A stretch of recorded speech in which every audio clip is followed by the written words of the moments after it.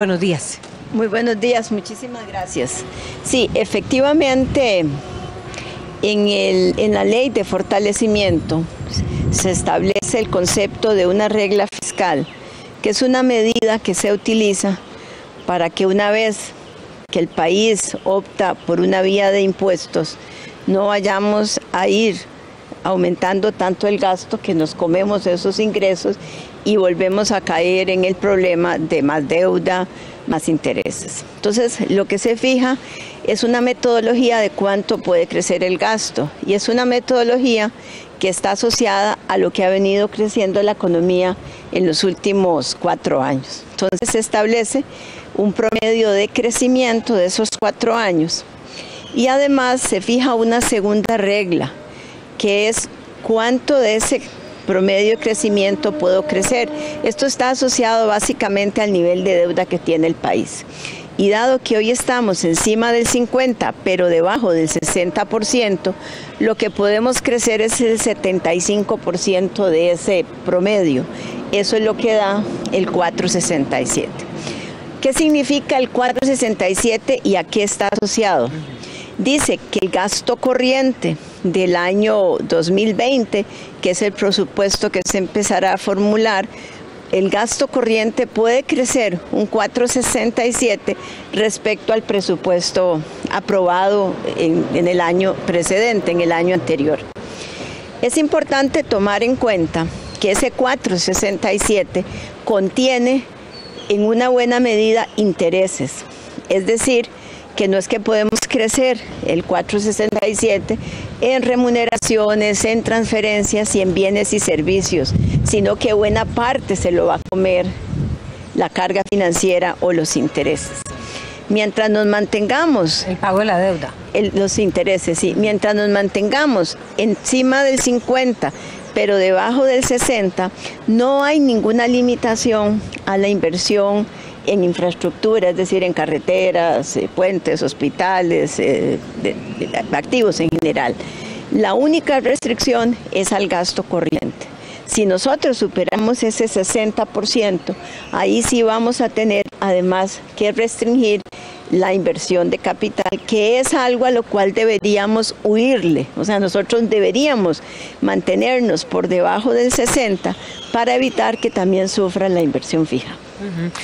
Decían ayer dos economistas, Luis Paulino Vargas y también Leiner Vargas de la Universidad Nacional, que esto va a implicar indefectiblemente, porque los intereses de la deuda hay que pagarlos, y usted lo explicaba ahora bien, pero que aquellas instituciones que no están en competencia, incluyendo, vamos a ver, los gobiernos locales, incluyendo las empresas públicas como la compañía Fersiluz, incluyendo electricidad del ICE, incluyendo Caja Costarricense de Seguro Social, programas que sobre todo el Patronato Nacional de la Infancia, las universidades, para ellas va a implicar un importante recorte en la inversión, va a impactar programas sociales inevitablemente. Aclaramos en primer lugar que la inversión no se toca.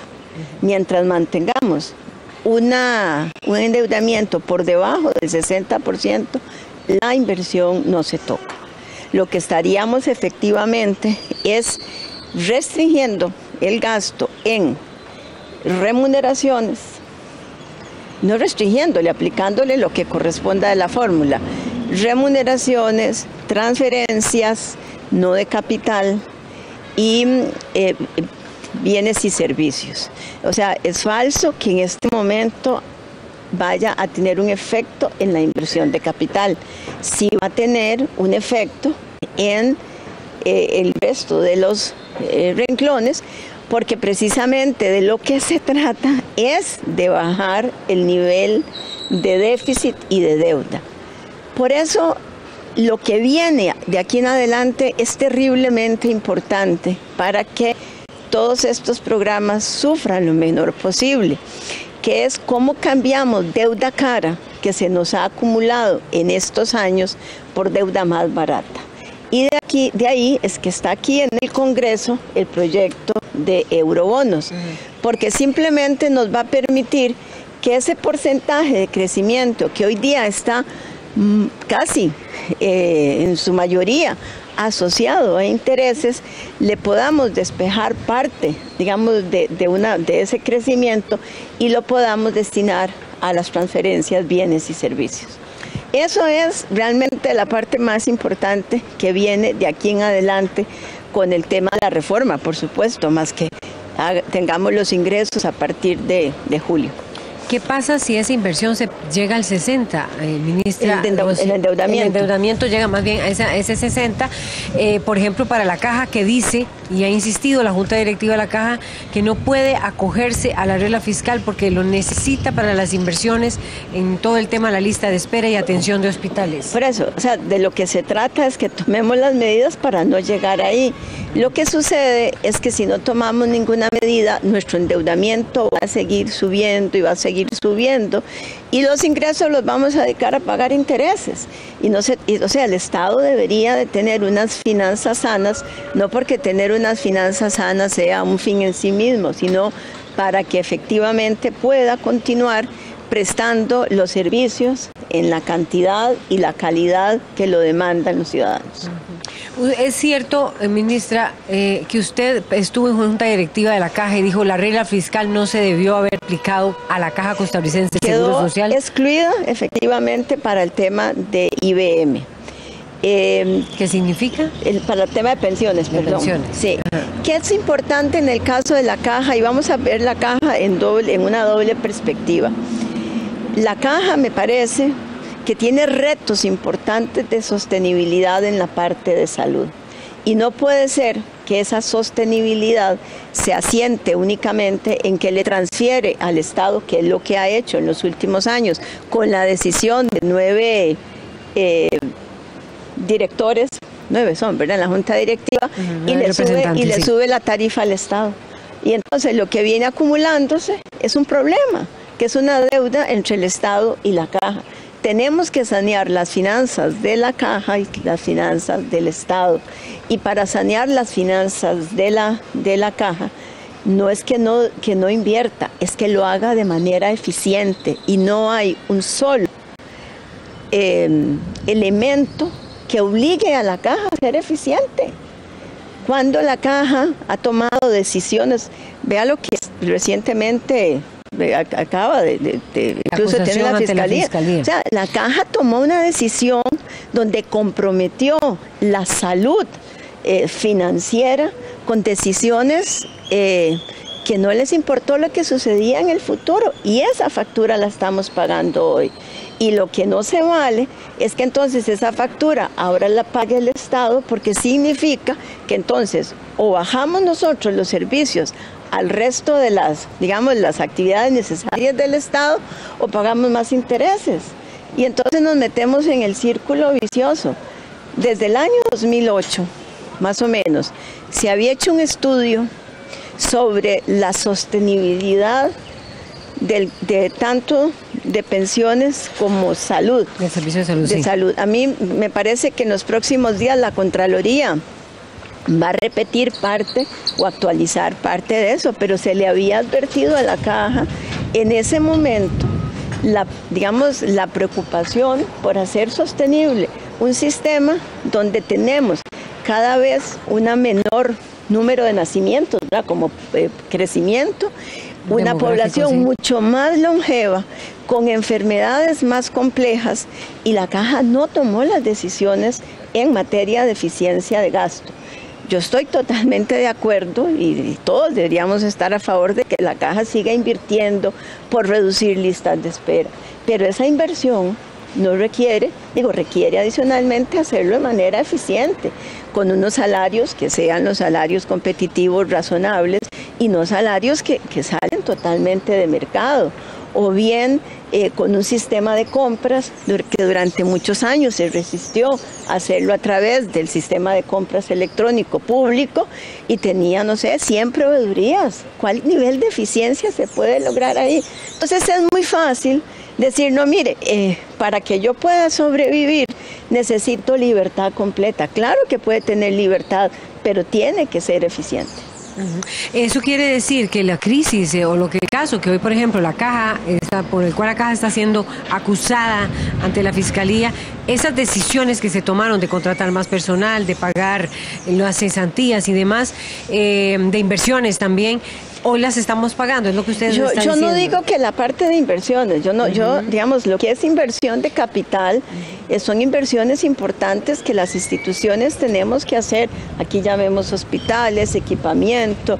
Lo que me refiero es al costo operativo de remuneraciones, de beneficios para efectivamente operar. Me parece que ahí estamos hablando de un problema diferente. Nadie, ninguno de todos los costarricenses nos oponemos porque todos queremos realmente a la caja, el servicio de salud, nos oponemos a eso. Lo que no debemos es dejar de lado que eso hay que hacerlo de manera eficiente. Efectivamente, entonces usted nunca dijo que es que la caja no debería someterse a la regla fiscal, sino al sistema de IUM, lo que está, de pensiones. Está excluido es el sistema de pensiones. Ahora, asumamos que la caja no tiene... El de salud, sí perdón, asumamos que la caja no tiene que someterse a la regla fiscal. Vamos a suponer por un momento, ¿eso le da derecho a la caja a ser ineficiente en gasto? ¿Eso le da derecho a la caja a seguir manteniendo beneficios salariales que sabe que desde el 2008 fueron encima del mercado? Eso le da derecho a la Junta Directiva, con su decisión prácticamente unilateral, venir y decirle al Estado, mire, usted ahorró este año, pero yo le voy a cobrar más, porque en lugar de ajustar los sistemas de pensiones, los sistemas de salud, con usted cierro la ecuación. Eso no puede seguir sucediendo. Y eso implica que por eso la regla fiscal se aplica no para la salud. No importa si hay o no regla fiscal, la responsabilidad que tienen las instituciones en el uso eficiente de los recursos públicos es algo que debería privilegiarse, es algo que debería desarrollarse como una cultura.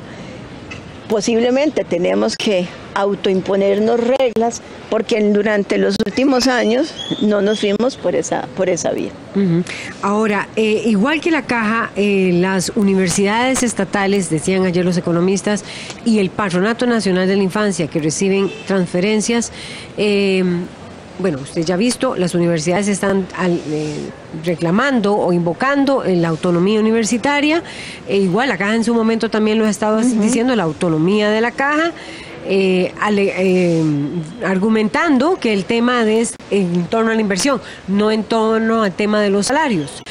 Que afectaría la inversión, en lo que ellos argumentan, y las universidades dicen lo mismo. A ver, volvamos al tema de inversión de las universidades. Para empezar, el Estado costarricense le otorgó un crédito, o se endeudó en $200 millones del Banco Mundial para financiar a las universidades en equipamiento y en infraestructura de primera. Ninguno de esos pagos, ni de principal ni de intereses, se le rebajan del FES. El FES se mantiene incólume. Es decir, y nadie considera lo que está costando esto, que lo estamos pagando de vuelta a todos los costarricenses. Ahí tienen la infraestructura. Y de vuelta, mientras nos mantengamos por debajo del 60%, todos vamos a poder ir desarrollando las inversiones de capital, que en el pasado tampoco es lo que se privilegió, ¿verdad? Porque la mayor parte, digamos, yo tengo números gruesos, o más bien, no voy a decir el porcentaje porque no lo recuerdo en memoria, pero la menor parte de mi deuda es de inversión. La mayor parte de mi deuda es porque durante años no hemos resuelto el cómo financiamos los gastos corrientes del Estado.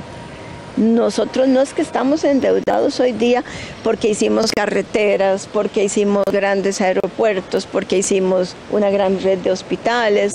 No, nosotros estamos endeudados porque estamos financiando con eso fundamentalmente salarios y transferencias.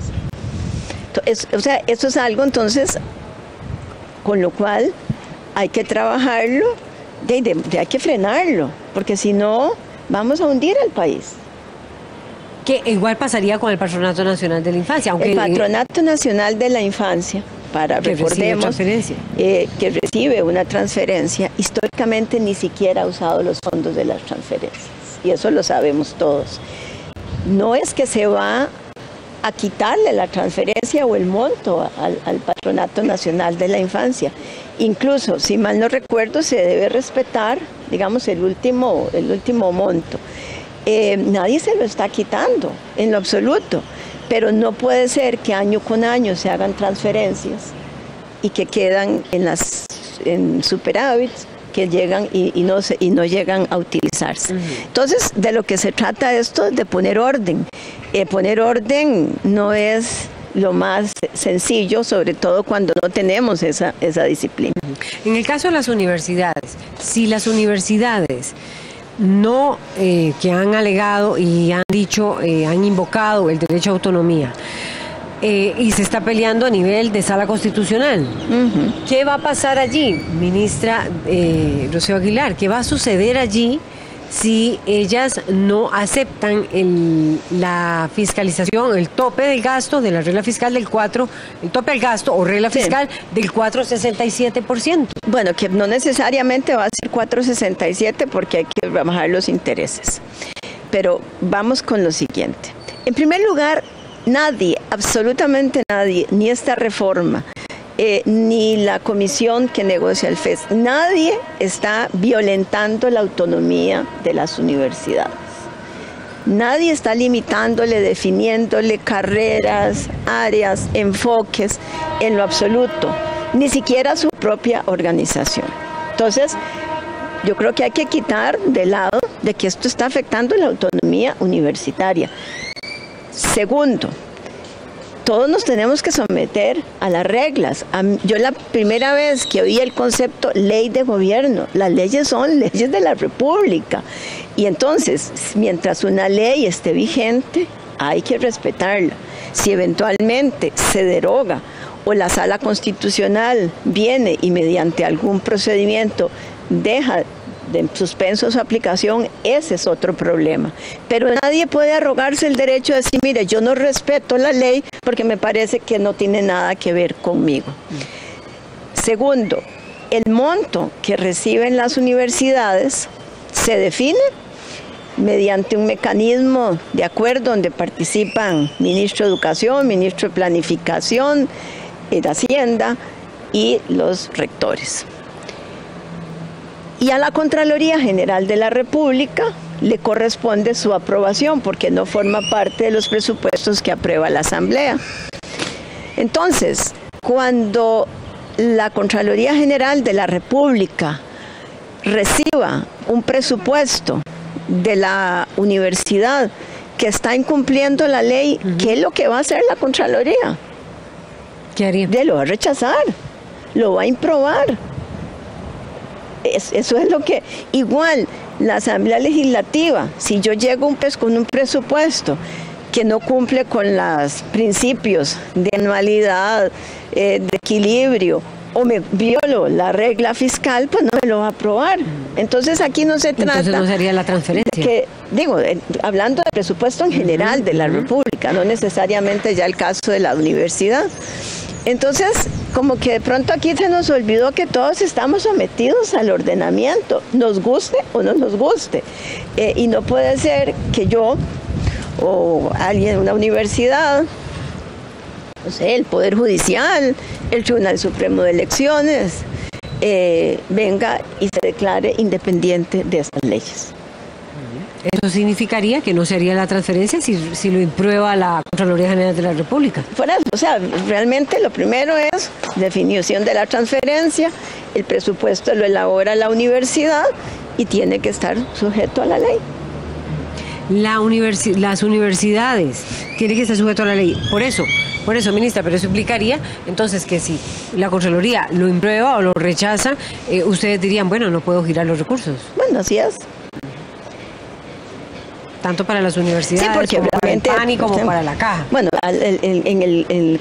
estamos hablando de cada en el caso de las universidades, así sería. Bueno, por eso, es que, vamos a ver, no hay un presupuesto aprobado. Y para que yo pueda ejecutar recursos en un periodo presupuestario, tengo que tener el presupuesto aprobado. Normalmente lo que se hace es que aplica el del año anterior. Eso es lo que, digamos, en el caso de la Contraloría, en el caso de la Contraloría normalmente se deja vigente el presupuesto anterior. En caso de que que haya improbación, que pasa muchísimas veces. Lo vemos con las municipalidades o con ciertas instituciones, o no les aprueba una determinada partida. Eso lo comprendo desde el punto de vista de la interpretación que usted está dando, ministra. La conflictividad social que eso puede generar está valorada y medida por el gobierno en este momento. Le voy a decir, la conflictividad a la que íbamos si no resolvemos el tema de las finanzas es muchísimo mayor, porque no íbamos a poder seguir cumpliendo con transferencias, porque vamos a estar prácticamente gastándonos todos los recursos para pagar intereses y pagar deuda. Y me parece que ese no debería ser el camino, a nadie le interesa ese camino. Lo que estamos de vuelta es tratando de ordenar las finanzas públicas para efectivamente poder continuar con una senda de crecimiento, con una senda inclusiva, que eso es lo que ha sido la apuesta del Estado costarricense. Esto no se está haciendo para vulnerar en lo absoluto las tradiciones democráticas que este país tiene. Se está haciendo precisamente para preservarlas y poder continuar potenciándolas. El presidente de la República ayer, con el equipo de ministros, hizo una presentación sobre Puente al Desarrollo. Hay planes importantes de largo plazo de descarbonización. Ayer en el Consejo de Gobierno, de manera extraordinaria, temas de cómo vamos a administrar los riesgos hacia adelante, los riesgos en materia climatológica, ambiental. Ayer también en el Consejo de Gobierno, con una profunda preocupación de cómo tenemos la información casi de radiografía y puntualizada sobre las regiones, los empleos en las regiones, la situación de las mujeres, la situación de pobreza, la vulnerabilidad ambiental. Todo eso se está trabajando precisamente para construir y mantener, no construirlo, este país sí lo tiene, pero para seguir preservando un mejor país. Pero ninguna de estas cosas se va a poder lograr de manera exitosa si no saneamos las finanzas públicas. Ministra, eso quiere decir que ustedes están a la espera, porque ya tengo que ir cerrando, y más bien, ¿ustedes están a la espera de un pronunciamiento, por ejemplo, de la Sala Constitucional? Yo lo que estoy a la espera en este momento es de la aprobación de eurobonos, porque es la otra pieza importante de este rompecabezas que nos va a permitir hacer los siguientes pasos de una forma más suave, por así decirlo. ¿Por qué? Porque si yo logro la aprobación de eurobonos, logro bajarle el costo de los recursos al Estado y puedo destinar más recursos a todos estos programas. Si no lo logro, lo haremos a costa de los programas y eso no tiene ninguna razón de ser. Pero además, si bajo el costo de los recursos y le quito la presión al mercado local, lo que voy a hacer es que las tasas de interés para el resto de los costarricenses, para las empresas, sean menores. Y nosotros tenemos problemas serios de endeudamiento en nuestra gente. Los problemas serios de endeudamiento en nuestra gente, lo único que hacemos es agravarlo si seguimos presionando por las tasas de interés. Ese 4.67 en el gasto que usted marcó y anunció el lunes pasado, implica de alguna manera decirle a los diputados, aquí está el mecanismo con el cual, o el porcentaje con el cual vamos a jugar con el tema del gasto, a propósito de la demanda que había aquí de que había que generar todavía más. No, ese 4.67 es la ministra de Hacienda cumpliendo con lo que la ley dice, que es fijar el porcentaje de crecimiento de gasto corriente a partir de la ley de fortalecimiento que se puede tener en el periodo 2020. Pero es de alguna manera como una muestra para que no, es una muestra para que todos nos cuadremos. No es para los eurobonos. Los eurobonos además hay que aprobarlos. Esto es porque legalmente yo tengo la obligación de comunicarle a las instituciones el porcentaje, cuál es el porcentaje. Vendrá también la conformación de un consejo fiscal más adelante que nos va a ayudar en todo eso. Muchas gracias, ministra de Hacienda, Con Rocío todo Aguilar, gusto. por ponernos en contextualizarnos lo que fue el anuncio del tope al gasto en el 467.